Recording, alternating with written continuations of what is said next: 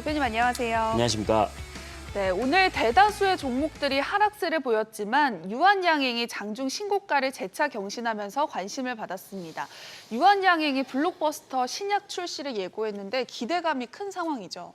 네, 이 블록버스터 약의 이름이 이제 렉나자라고 하는 약인데 원래 표적 항암제입니다. 표적 항암제인데 이번에 얀센의 이중항체 신약이 리브레란트라는 약이 또 있습니다. 근데 이거랑 같이 투여를 하는 게 이제 병용요법이라고 하거든요. 네. 이 병용요법에서 긍정적인 결과가 나타나면서 이제 마리포사 3상 1차 시험 결과가 이제 긍정적으로 나탔습니다. 그래서 이제 마리포사 3상 결과에 따라서 유한양행의 미국 진출 가능성이 좀 더 커졌다라는 내용들이 담겼었고 네. 그래서 이제 10월 23일에 우리가 중요한 이벤트가 뭐가 있냐면 유럽 종양학회 줄여서 에스모라고 합니다. 에스모가 있는데 10월 20일부터 24일날 이제 열리게 되는데 여기서 유한양행에 대한 메인 이벤트가 있습니다. 메인 이벤트에서 이제 3상 데이터를 발표를 하게 되는데 이 데이터를 지켜봤을 때 좀 더 긍정적으로 나온다라고 하면은 2024년에 미국 승인이 된다라고 하고 출시까지 된다라고 하면은 여기서 조금 더 긍정적인 거는 이제 경쟁 약물인 타그리소가 있거든요. 네. 이게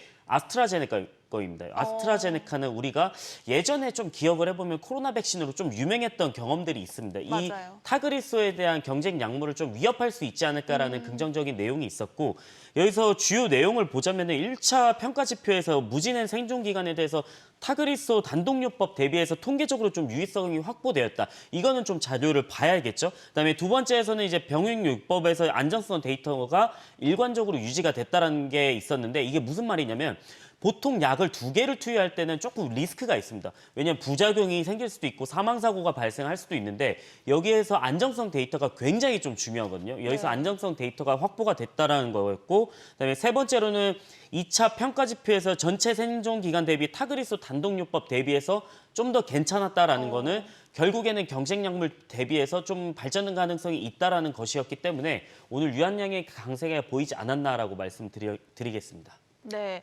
신약에 대한 기대감 속에 증권사에서도 유한양행에 대한 목표 주가를 상향 조정하는 모습인데요. 녹록지 않은 장세 속에서도 유한양행의 주가 계속해서 좀 우상향 추세를 그려 나갈 수 있을까요? 저는 이게 원래 비수세포 폐암 쪽에서는 아까 말씀드린 타그리소가 원탑입니다. 원탑이에요. 그래서 이거 타그리소 대비해서 얼마나 잘 나올까라는 게 좀 많은 궁금증이었는데 이번에 유한양행이 얀센 신약하고 좀 리브레란트랑 병용요법을 했을 때 이 정도 데이터가 나오고 에스모에서 좀 긍정적인 결과가 나온다라고 하면은 저는 장기적으로는 이게 출시가 2024년이다 보니까 그때까지는 좀 뭐 당연히 시장에 따라서 등락이 있기는 하겠죠. 그래도 네. 좀 우상향을 그릴 수 있는 지표가 좀 나오지 않을까라고 말씀을 좀 드리겠습니다. 네, 긍정적인 전망을 주셨는데요. 참고하시기 바라고요. 자, 지난 방송에서도 대표님께서는 바이오주에 좀 관심을 가질 필요가 있다라고 언급을 해주셨습니다. 4분기 글로벌 바이오 학회가 줄줄이 예정되어 있다고도 좀 짚어주셨는데요. 바이오 중에서 가장 좀 관심을 가질 만한 탑픽 종목이 있다면 뭐가 있을까요? 제가 예전에 이거는 말씀드린 적이 있었는데 이번에 종양학회도 그렇고 당뇨병 학회도 그렇고 메인 이벤트는 아니지만 계속적으로 이 의학업계에서 대두되는 게 뭐냐 AI랑 접목을 어떻게 시키느냐거든요. 네. 이 AI 쪽에서 접목을 시키는 건 뭐 여러 업체들이 있지만은 일단은 종양학회에 참여하는 기업들 보면은 뭐 오스코텍, 보로노이 뭐 아니면 큐리언트, EDGC 뭐 이런 업체들이 있습니다. 근데 저는 보로노이를 한번 집중을 해봐야 되지 않을까라고 생각을 하는 이유가 뭐냐면은 AI 신약 플랫폼에 대한 좀 관심이 많아지고 있습니다. 그리고 일단 유럽 종양학회 에스모에서 보로노이 기술 이전 파트너 오릭사라는 회사가 있습니다. 네. 이 VRN07 임상 1상 결과가 나오게 되는데 그럼 1상 데이터가 만족스럽게 나온다라고 하면은 지금 대기하고 있는 파트너사들이 좀 있습니다. 이게 중화권 쪽인데 중화권 쪽으로 기술 이전을 하게 된다라고 하면은 점차적으로 마일스톤을 좀 가져올 수 있지 않습니까? 이게 네. 수출하고 가져올 수 있는 이제 계약 금액이 있는데 여기서 좀 뭐 유의미한 데이터를 좀 보여줄 수 있지 않을까라고 볼 수 있기 때문에 저는 한번 보로노이를 한번 집중하면 좋지 않을까라고 말씀드리겠습니다. 네, 보로노이를 비롯한 바이오주에 대한 자세한 대응 전략이 궁금하신 분들은 카카오톡 채널에서 백발백중 수요일을 검색하신 후 친구 추가해서 만나보시기 바랍니다. 자, 일부 바이오주와 함께 오늘 시장의 급락 속에서 초전도체 관련주들이 상승세를 펼치면서 주목을 받았습니다.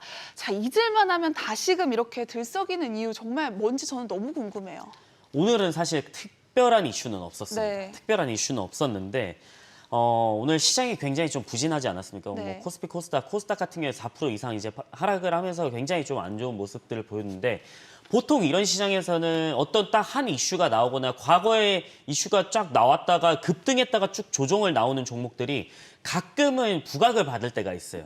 그게 저는 오늘이라고 생각을 하는데 사실 오늘 초전도체 관련주들이 뭐 어떤 논문이 발표가 됐다, 어디서 뭐 인정이 됐다, 뭐 이렇게 나온 이슈는 아니고 좀 조정을 많이 받았었습니다. 그래서 장 초반에 보시면은 그 CBDC라고 디지털 화폐를 공개한다라는 내용들에 대해서 좀 관련주들이 상승하는 모습들이 있었고 시장이 안 좋을 때마다 이렇게 개별 테마주들이 좀 올라갈 때가 있거든요. 네. 이게 오늘을 특히나 시장이 안 좋을 때 부각을 많이 받았었죠. 그래서 CBDC 관련주들의 상승도 그랬었고 초전도체 관련주들 뭐 덕성이라든지 파워로직스, 뭐 신성 델타테크 이렇게 가끔씩은 상승하는 모습들이 나타나는데 저는 조금 경계 있게 봐야 되지 않을까라고 말씀을 좀 드리고 싶습니다. 네, 초전도체 테마주 가운데 오늘 특히 신성 델타테크가 급등세를 보였습니다. 신성 델타테크는 지난 3분기 주가가 가장 많이 오른 종목 1위에 이름을 올리기도 했었는데요. 4분기에도 이렇게 역시 상승 흐름 이어갈 수 있을까요? 원래 이게 3분기 기준인데 네. 이번 연도 전체 신성델타테크 급등할 때 보면은 뭐 거의 10,000원대에서 68,000원대까지 갔어요. 와. 그러니까 엄청 많이 간 거죠, 이게. 네. 근데 그럼에도 불구하고 지금 초전도체 관련주들이 이렇게 이목이 집중된다라고 하는 거는 시장이 그만큼 분위기가 좀 안 좋다라는 거거든요. 근데 저는 일단 7월 달에 이 이슈가 좀 발생하고 나서 퀀텀 에너지 연구소가 초전도체 발견했다라고 했는데 일단 결론은 뭐냐면 그 네이처지라든지 그 한국에서도 말을 하는 게 LK99 같은 경우에는 지금 보수적으로 보는 시각들이 있습니다. 그러니까 네. 아직까지는 이게 진짜인지 아닌지는 확신하지는 않다. 그러니까 거의 무의미하다라고 좀 보고는 있거든요. 근데 주가가 그래서 조정을 쭉 받았긴 했는데 신성델타테크는 주가가 그렇게 크게 조정을 받지는 않았어요. 왜냐하면 본업에서 실적이 좀 잘 나오는 경우들도 있었으니까. 근데 저는 이런 관련 테마들이 한번 매기가 쑥 빠질 때는 주가가 급락을 꽤 크게 많이 하거든요. 그래서 저는 일단은 개인 투자자분들은 따라가기보다는 좀 네. 조심해야 된다라고 말씀을 좀 드리고 싶습니다. 네, 위험성이 크다는 점 짚어주셨는데요. 유의하시기 바라겠습니다. 자, 이렇게 바이오주와 초전도체 관련주까지 이야기 나눠봤습니다. 한용희 대표님의 의견 참고 자료로 활용하시기 바라겠고요. 투자의 최종 판단과 책임은 투자자 본인에게 있다는 점 기억하시고 자신의 원칙에 맞춰서 성공 투자하시기 바랍니다.